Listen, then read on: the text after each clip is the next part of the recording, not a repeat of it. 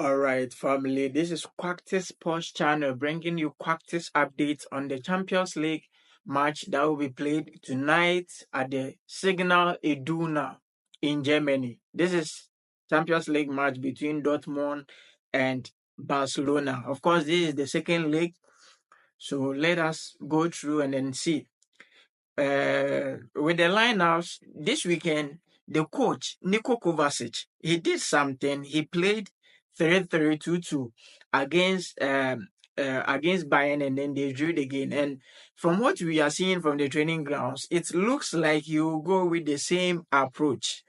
It looks like he will go with the same approach. So with the lineups, 3-3-2 formation. Of course, their goalkeeper go Bell in goal post, and then back three of Anton. Maybe Sule will play in this game because Schlotterbeck is absent, and then Emil Chan. Emil Chan is also injured, so Sule will definitely play in the game. And then Ben Sibani in the three back, and then another three before the three center backs. I won't be surprised to see Jan Kuto with Pascal Gross and then Swefson, that Swedish boy. Maybe he can also play another player in the midfield. In this case, all right, it will be yet to confirm. And then in the two number 10s in the form of Beer and then Julian Bryant, and then two attackers, Adeyemi and then Seu Gurasi. That is what we are getting from the predictor lineup. We are getting from the coach from the camp of Dortmund. And then from the camp of Barcelona, the coach is looking at dropping some players, but then he cannot, because when you win this game, you are getting approximately 2.6 million euros, of which Laporta needs this money. Of course, Barcelona is in financial crisis, and then Laporta needs this money to do some one or two things. So they are likely to go in with Szczesny in the goal post, left back Gerard Martin, because Bardi is injured with hamstring. So Gerard Martinez, Kubasi, and then Kude in the back four with Pedri and Dijon controlling the game for them in the midfield, and then attacking for Rafinha, Fermin Lopez, Lewandowski, and then Yamin Yamal. The coach is contemplating whether to drop Yamin Yamal or not. So we'll see in the lineup when it pops up. Now for Dortmund, Pascal Gross is back, of course, and he will definitely play. Sabitzer is still injured. Schlotterbeck is still injured, and they are out of this game. They cannot play in this game. And then in the UCL for Dortmund, Dortmund has never won a game against Barcelona in the UCL. Recent times, let's take it from 2000 coming. Even if we extend it, they've never won a game against Barcelona in the UCL. And when you take from 2000 coming, they've played 4 games, and in these 4 games, they've managed to score only 4 goals. I was trying to be corrected, 3 or 4 goals, but it's no more than that. 3 or 4 goals. That is against Barcelona. And before Barcelona, Dortmund can do anything this tonight to qualify for the game, they need to score 4 goals or more. They need to score 4 goals or more. And, in 4 games, you score 4 goals, and taking one match to score 4 goals will be difficult for them. And of course, Barcelona won't stay there idle while conceding 4 without a response. So it will be a very tough game for Dortmund. Their hopes are high. They are using the Liverpool game against Barcelona as a motivation something, but I'm not sure it will work for them. I'm not sure it will work for them. For Dortmund particularly, they think Lewandowski is a threat to them because Lewandowski has played against Dortmund 28 times. 28 times. And then in these 28 times, he has scored 29 goals. So they think he is a threat to them. And I don't know what they are going to do to, take him out of the game. For Barcelona side, Bardi and Ter Stegen are not fit. Ter Stegen is in training, but he's not fit for the game.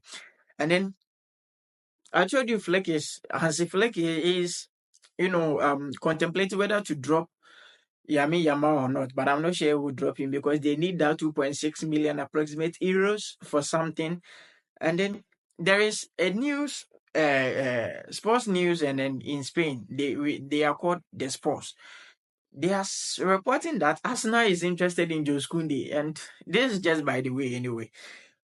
Barca, the attire that Barcelona will use tonight is their usual colored top, the red and blue, and then the down will be white because Dortmund will be wearing, I think, black also. So the down will be white for Barcelona. Yeah, and this is Hansi Flick's 50th game. He joined Barcelona, and then this is his 50th game. And talking about Lewandowski, Dortmund stopping Lewandowski, Rafinha is also there. You know, Rafinha is leading both goals and then assists in the UCL. He has scored 12 goals, which makes him the first person, which puts him at the top, and then Lewandowski following him with 10 goals. And then at assist, when it comes to assist also, he has provided 7 assists in total. 19 goal contribution, 19 goal contribution in the UCL this season, and it's not bad. It's not bad. I think it's between 17, 19. Yeah, I think.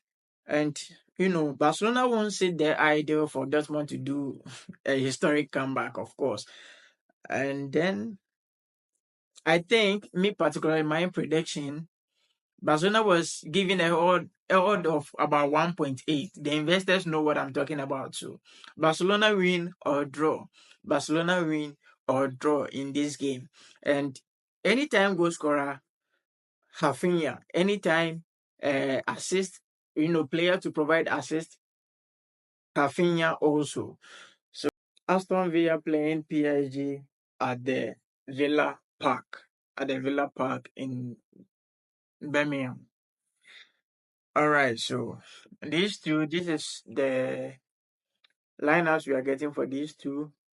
Basically, Aston Villa is likely to go into the game with Martinez in the goal post, Matthew Cash, Kwanzaa, and Torres, with Luka Dean in the back four, and then two midfielders of Abubakar Kamara and then Telemans, with four attacking players of Rogers, McGinn, Rashford, and Watkins. So that is the lineup we are getting for the side of Aston Villa from their training grounds. Of course, the coach can do changes. And then at the side of PSG, we have Donnarumma in goal post with Nuno Mendes, Pacho, Marquinhos is back. It was a yellow card, it wasn't injury, so he can play in this game. Marquinhos and then Hakimi in the back four, and then three midfielders of Fabian Ruiz, Vitinha, and Neves. And then front three of the Desiree Dori, Dembele, and then Kivicha Kvaratskhelia. So that is the lineup we are getting for Paris Saint-Germain. Also, of course, the coach can also do changes. The coach can also do changes. All right. So with these two clubs, these are some of the things we are getting from their backgrounds. Of course, this match will be very important to Rafinha. A few days ago, his wife gave birth, and then yesterday at their training grounds, they were happy for him. All the teammates were happy for him. Okay, so Marquinhos is back. He's playing. He wasn't injured. There was a yellow card, accumulation of yellow cards, and then he's back. And one thing about Aston Villa in the UCL, Aston Villa, particularly in the Champions League, if they are playing a knockout game, whether quarterfinals, semifinals, if they are playing a knockout game or round of 16, if they are playing a knockout game and then they lose that game with a margin of 2 goals, they can't, overturn the scoreline.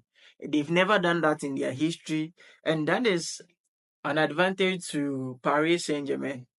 That is an advantage to Paris Saint-Germain. If Aston Villa can do something in the game, of course, they are they are saying they can do comeback, and if they can do something in the game, they should tackle the main engine of Paris Saint-Germain, that is Vitinha. He completed 148 passes in last week's game at the Parc des Princes. So this game he will be crucial if they can. The coach can decide to let Abubakar Kamara, be on him throughout the game to avoid him, being a key player to them. And of course, stopping him alone will not solve the problem. Dembele is there. Dembele, who has in this season alone, he has scored 42 goals in all competition. So in 41 matches, sorry, 42 goals in 41 matches. So he hasn't been bad. He hasn't been bad. And of course, Aston Villa will definitely concede chances, and they have one of the best goalkeepers in the Champions League this season because um Martinez is the second best goalkeeper in the Champions League. Thibaut Courtois leading with 48 saves, and then Emiliano Martinez at the second place with 45 saves. So he will also play a very crucial role. And let's not forget the Napoli guy who just joined PSG, that is Kivicha Kvaratskhelia. He has 4 goals in the knockout stages of the Champions League, of which it took Neymar 6 seasons to get that 4 goals. I don't know if I'm right. I will cross check that, but I think I'm right. It took Neymar 6 seasons to get 4 goals in knockout stages. I'm not saying group stages, knockout stages. Okay, so me particularly looking at this game, of course, PSG has everything to qualify to the next round. They have everything to qualify to the next round. But then Aston Villa will be playing stubborn. They've started, giving a very hostile to the PSG, players. This morning they went there, make a lot of noise, and I think they will give them a very competitive game. In my opinion, for the investors, PSG win or draw. PSG win or draw. In my opinion, for the investors, PSG win or draw. Alright, so this is Quactis Sports Channel with Quactis Update. Do well to subscribe, share, and then leave your comments. Just tell us who will qualify in between these two teams at the comment section.